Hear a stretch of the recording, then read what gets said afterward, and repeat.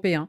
Des premières, deuxième, troisième, on a compris la manière de calculer cette année de l'UEFA. Est-ce que là, on se dit c'est fichu et on a peur de cette, justement, de ces trois buts ou alors on se dit ben, les remontadas, il n'y a pas que les autres, nous aussi?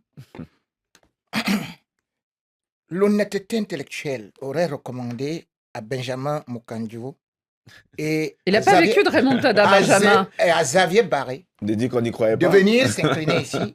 Parce que voilà des gens qui, pendant que je disais que c'est le Real Madrid et qu'il va vous surprendre, ils nous ont dit c'est les barragistes, et ceci, et cela. Vous croyez, mon pauvre Rémi.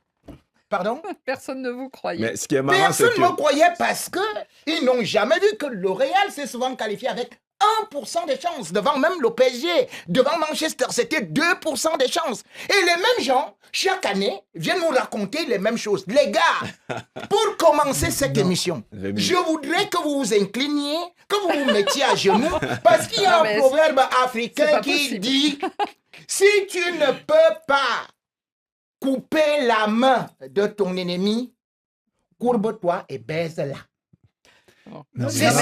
Là, devant les caméras, c'est compliqué. Voilà. Ceci étant. Heureusement, on n'est pas ennemis. Heureusement, on n'est pas ennemis. Ceci étant. On est adversaires, mais pas ennemis. Ceci étant. Mais Rémi lui-même, il avait reconnu à demi-mot que ça devait être difficile. Il avait dit. Il avait dit en plus. Tu te cachais derrière moi ici. Moi, je t'ai dit, c'est pas comme ça. Bon, maintenant, par rapport à la question, le mot remontada finit avec A. Vous comprenez? C'est-à-dire c'est Barça. C'est Barça qui est habitué à ça. Ils mettent 3-0 et puis Liverpool vient, donne 4-0. Calmement. Dans l'histoire du Real, vous connaissez les remontades que après avoir battu 3-0, vous vous faites reprendre comme ça. Encore que là, le Real Madrid a joué avec une équipe B, voire C. Avec des jeunes du centre de formation que toi tu vantes souvent. Non, et finalement, quand Carvajal est entré, et tous les gars de Manchester, ils sont repartis. Tous les gars de Barça se sont assis comme ça parce qu'ils se sont rendus compte que Carvajal seul détient plus de Ligue des Champions que toute l'histoire du Barça. Donc, Rémi, pour moi aujourd'hui, pas de remontada, c'est ça? Il n'y a pas de remontada. Comment on dirait en anglais d'ailleurs? Comeback? Il n'y a pas. Monsieur, vous êtes en train de vouloir nous faire comprendre que Manchester City a perdu à cause de Guardiola. Non, dans ça, ce cas, je vais vous dire, hein, si c'est ça. Depuis 2022, monsieur, depuis 2022, le Real n'a perdu que 2 fois face à Manchester. Donc, chaque fois, tu vas dire que, oh, c'est... Et les deux, d'ailleurs, je peux vous dire pourquoi. Se remonter au calendrier grec, ils ont perdu le match de poule. Le Barça City. Le Barça City passait par le côté gauche latéral où nous avions des difficultés.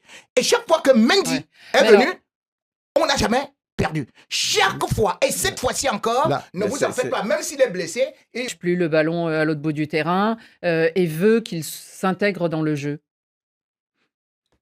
Oui, il veut ça, mais je ne connais pas le gardien de Pep Guardiola qui a déjà fait 2 passes décisives en Ligue des Champions ou 3 passes décisives. Ah, je sais, parce que vous allez nous parler de Thibaut Courtois. De Thibaut Courtois, parce qu'on nous vante toujours les gardiens de Pep Guardiola. Ederson en a fait, je crois, 3 une fois. Peut-être pas en Ligue des Champions, mais il en a déjà fait. En Ligue des Champions, j'ai dit, il n'existe pas. Non, mais j'ai dit, il a déjà fait. Non, je vous donne mes statistiques, non. C'est la Bible, c'est l'obréviaire. Dans d'autres compétitions, il en a fait.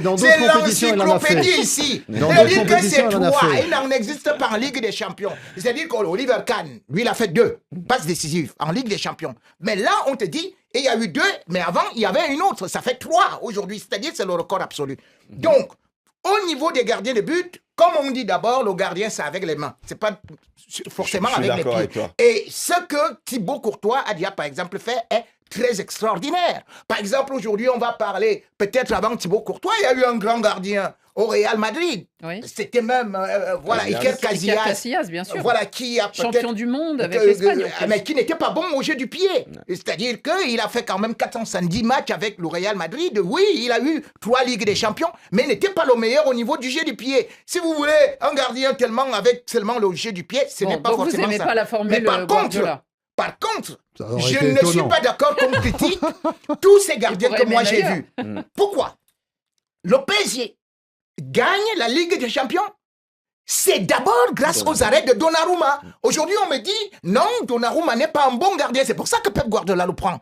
Et d'ailleurs, là, il leur coûte le match quand même. Parce que Paris n'en voulait plus. Il leur coûte le match à Madrid. Je vais te dire, Paris a pris le gardien qui a remporté 3 Ligues des Champions avec le Real. C'était qui? Navas. Keylor Navas a-t-il remporté quelque chose? Il a encaissé des pieds et tout. Donc, aujourd'hui, c'est quoi? Parce que le gardien fait partie d'un collectif. Et si ce collectif ne tient pas... le collectif, voilà, c'est ça. C'est-à-dire qu'on peut rapidement voir l'erreur du gardien, mais on ne regarde pas que dans cette équipe-là, Erling Haaland qui doit marquer des buts, il perd 8 balles sur 10. Si vous avez donc un gardien qui, lui, commet une erreur, parce qu'il n'y a qu'une seule erreur, vous n'allez pas me dire, par exemple, que Donnarumma a commis 3 erreurs. Non, sur ces buts-là, aucun gardien n'arrête. Donc, la première, c'est une erreur de Donnarumma. Faisons ce qu'on appelle, le premier but, c'est une erreur de Donnarumma. Quand nous avons des problèmes au niveau de la défense, c'est une grosse erreur de Donnarumma. Peut tout sauver, mais on perd toujours. Donc, oui, il y a un proverbe africain qui dit donc que le fleuve peut déborder, mais les pierres restent toujours au fond. Non, mais non. Et c'est ça.